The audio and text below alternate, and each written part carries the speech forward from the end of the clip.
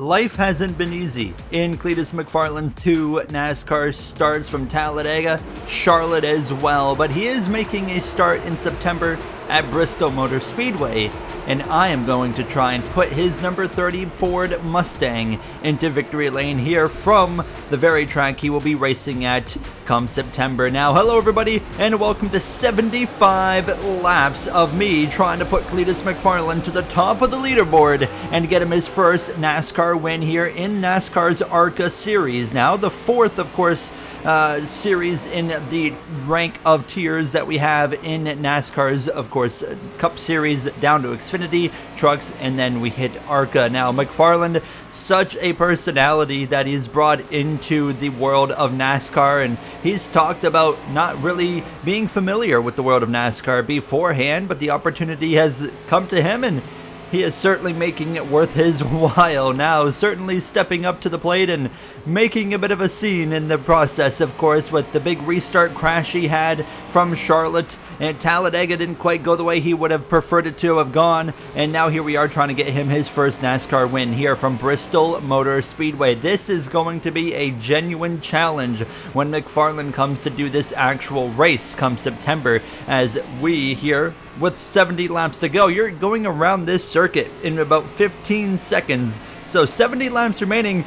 It's not a lot of time to go from outside of the top 30, where P31 is, you see in the bottom right leaderboard right there. We've got some serious work to do. The outside lane is where you want to be for speed, but the inside lane is where I want to be early to put this 30 car to the front when it counts, the end of the race. We're saving tires down here on the inside so we can abuse them a little bit more later on. There's going to be moments where it's going to be optimal to jump up to the outside for a lap or two and really use up our tires to try and gain some serious track position. The leader, as you can see in the bottom right, Will Kimmel, only about 6.7 seconds behind me already. So that was my kind of moment of, okay, you know, we're only on lap 10, but we're already at risk of going a lap down. We really got to start putting some cars between myself and the leader of Will Kimmel. So I spend the next few laps really trying to prioritize that, and it's going very well. We've already passed a few cars now, as it looks like maybe a bit of a stack up on the outside. We've got a slow car right there. That's going to cost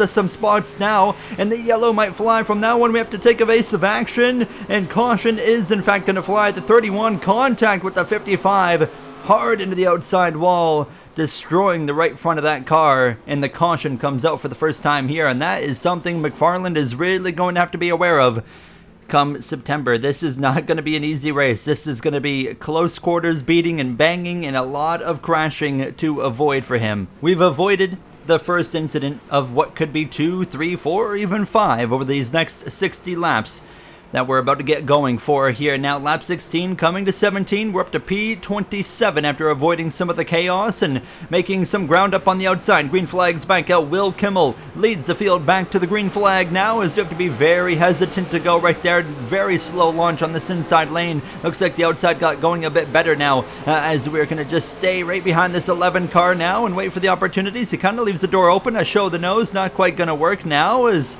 could have forced it 3 wide, but we back out of it. There goes the 0-6 past us now as well, as we continue to kind of let these guys sort things out here. These restarts is where the chaos is really going to be brewing, so we got to keep an eye out just about everywhere for potential things to happen now. They're trying to go 3 wide up there in front of us. Looks like they keep it clean, but we're going backwards, which is not ideal. We get another slow car up on the outside wall. Hard contact. That's probably going to bring out another caution here momentarily. We stay green, we continue on. We just gained a serious chunk of positions. Will the caution fly, or will we continue racing? It looks like they're going to keep it green. Never mind. Caution out, and we gain a good 6-7 spots out of that, up to 23rd. So just by avoiding the chaos and keeping a clean nose on this car, it's making a difference early on. Here's a 0-7 right here, nearly contact with the 23, then door-to-door contact. Another right front slam there that just kills the front of this car. And that brings out yellow number 2, another hard hit there after the fact, as Will Kimmel in control over the 18 of Williams Sawalich, Joe Gibbs Racing's Xfinity program driver, in that number 18. as they'll be the front row as we get ready to go back racing for the second restart of this race. And this cuts the lap count down to 52, coming to 51 when we take the green, crossing the stripe once again. Underway, P23 on the inside. Honestly, I mean, we talk about saving tires, but on the restarts, would love to line up on that right side lane to just really make some headway. As you can see, Will Kimmel already opening up the gap and driving away. He has got a super fast 69 car. Nice. As Sawallich settles into P2 now, and you can see everyone all over each other here as we continue to maintain this inside and being very aware that we could still see some chaos. I can already see a car up on the wall in turns 1 and 2, waiting to see it come into view. There it is on the exit of the corner. This is a chance to gain some track position. Be careful. Contact with the number 11. We're all good. We know Cleetus McFarland's not afraid to hit anything now. As we slip through on the inside, we stay green again. I don't think a caution's going to come out on this one. And now we're into the top 20. Bristol chaos. Of course, cautions breed more chaos and eventually some other cautions. But looks like this time we're actually going to stay green now. So we continue on, and we didn't really get any damage after hitting that 11 car, so that worked out pretty well. And now we're up to P18, so I mean, you couldn't ask for a whole lot better. There's a car literally stopped off the racetrack, but the ARCA series decides, you know what, we're just going to keep it green. We want some green flag racing here with less than 50 laps to go. Now up into P17 if we can complete this pass on Brad Smith. The job's done now, and there we go. Now we can focus in a little bit on saving some tires again as well, and that's something Cleetus McFarland is going to have to be very aware of in the actual race itself. If we get some genuine green flag running, tire conservation, knowing when to push the tires, when to save the tires, how to save the tires, all those different things are going to come into effect, and of course eventually it'll lead them to potential success as the race goes on, or failure. You don't really know how it's going to go now, as we're actually going to lose a spot here. The 76 really rolling there on the outside, not really going to fight it now. I'm pretty content where we're at. I think we're saving our tires a lot better, and I really feel like we've got some serious speed. I was running 105 AI difficulty here for this race. Has actually cracked the outside wall, but we do gain a spot out of it, and we continue to work our way forward. I was looking at the leaderboard and saw Will Kimmel had a 5-second gap on second position. I mean, he is in a league of his own so far here today in Bristol, as we're into P17 with only 35 laps to go as we cross the line. That's going to be a tough task, but what's going to help us is the leader is going to have to work his way through lap traffic. That's going to be, if it stays green, that is, the opportunity that we need to get up there in the mix. But we just gained 2 spots just like that. There we go. Thank you very much. Top 15. Hello, as we are now continuing to close in on a top 10 running position. And once we get into the top 10, I mean, it's game on at that point. I am very confident we can make something happen here, as we are coming up on the back of short track ringer Brendan Queen, a very, very skilled and talented young driver on these types of racetracks now, as we'll pull up to the back of that number 28, and just kind of biding my time, even though we don't have a lot of time to waste, but don't want to force the 3 wide. Don't want to be in that position right now, as we continue to just kind of follow. Anytime someone jumps up to the top, we know they're probably going forward, so there's a bit of patience that we can kind of lean on here, as we are now going to make a move on the 12, and as well we'll pass Brendan Queen, and now we're up into P13 looking for P12. This is going to be a challenge. Look at all of this little group of cars, 5-6 cars all together, including myself here, and now we have to really get aggressive because we're less than 30 to go. We're going to go to the outside of this, 86, who's going to crowd us into the outside wall. Contact there, nothing we could have done on that one. We somehow avoid potential damages as well as a caution, and we stay green, as now going to give a shot to the back of the 86, saying, hey, I was not a big fan of that one. And now contact actually comes down into our right rear. We have to check up. More contact with the 28. It's getting physical and rough here from Bristol. We know McFarland won't shy away from beating and banging here in these stock cars. What a fun couple of laps that was now, but obviously in terms of the challenge to get McFarland into victory lane, this has gone completely against what we're trying to accomplish here now, as we're still not past this 86. The 28 checks up. We give a shot to the back of the 86 now, and finally, he jumps to the inside. This will make it easy. We move ourselves up to P12 as we exit the corner. Now, less than 25 laps to go, and we're not even in the top 10.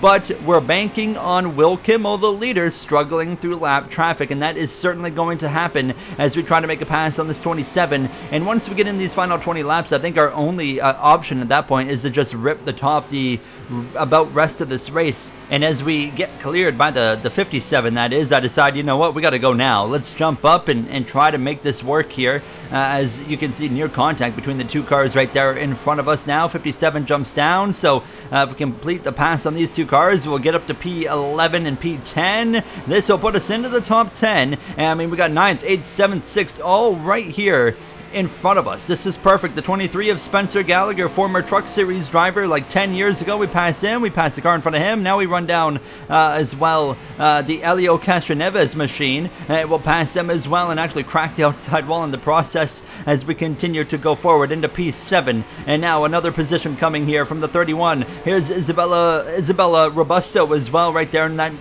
Toyota Camry 55 Mobile 1 machine. This will be another spot gained in the next few moments as she goes down to the inside. Perfect. We'll be able to just get this momentum on the outside. Eventually at a turn 4 it would come to us. This is for a top 5 spot with 16 laps to go. Coming to 15 to go this time. So we're running out of time super quick as now a pass for the 4th position at the end of the lap there. William Sawalich for 3rd, and then actually Cleetus McFarland's AI is up here in P2. How about that? It's me trying to win as Cleetus McFarland, trying to pass Cleetus McFarland's AI in 2nd position with just over 10 laps to go. Now coming to 13 to go, we run him down. We'll look to the outside now, and it's going to be side by side just about. Had to check up now. 13 to go. McFarland sticks it to the inside, and we'll get that momentum on the exit of the corner, and we show him who the real Cleetus McFarland is, as we'll make the pass for the 2nd position, even using the outside wall a little bit now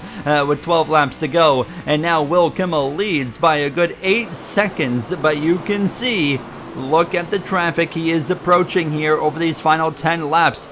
Although that gap is huge, I genuinely think there's still a chance we could pull this off, but we're going to need a miracle. But miracles do exist here now. As you can see, he is continuing to roll here as we approach the final 10 laps. The gap still 8.4 seconds as we exit turn 4. Look in your bottom right to Will Kimmel, 8.4, now 7.7. We just gained 7/10. He is engulfed in traffic. The chance of getting him is growing every lap here now. As you can see, look at this gaggle of cars he is struggling to get through behind the 28, but I mean, there's a whole pack of cars he cannot navigate his way through. I mean, the outside's taken as well, and the outside's taken, there's no way he's going to go forward. And this is perfect, because now we've cut the gap down to 7.3, which is only about a few tenths, but in a lap later, coming to 8 to go, 7.3, make that 6.4. 9/10 of a second per lap will get us to Will Kimmel. That's what we need to aim for. 9/10 of a second per lap now as we continue to just rip this top lane. Coming to 7